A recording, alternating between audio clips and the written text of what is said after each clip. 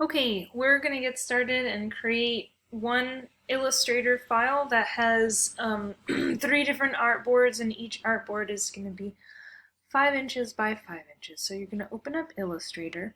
You're going to go File, New. So there's a lot of stuff in here, and we need to change it. Let's change points to inches. I want this to be 5 inches by 5 inches. Where it says artboards, you want 3 artboards. You don't want any bleed. Bleed has to do with printing when you have something that is gonna go over the edge, right? So you have some kind of a pattern or something and it hits the edge, so you need that image to bleed over the actual trim line.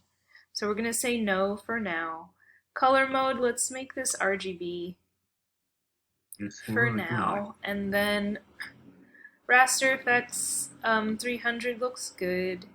Let's go to more settings. So this is kind of how you can see it total. This is how my artboards are going to be set up. Maybe I think I want to arrange them by row. I just want 3 like that.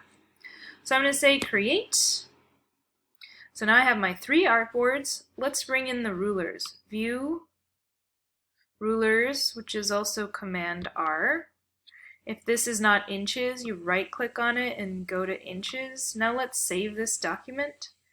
File, save as, because it's not saved yet.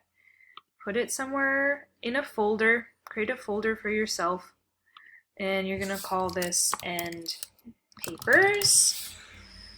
This file is going to be called your first name, your last name, and these are the triangles. So save that in there. This looks good. If you have another version, an older version of Illustrator, like I have CS4, I might want to save it as CS4 so that I can open it in my other software. But if you don't, if you only have this, then you can just keep it that. And then let's say okay, and now you're done. Simple.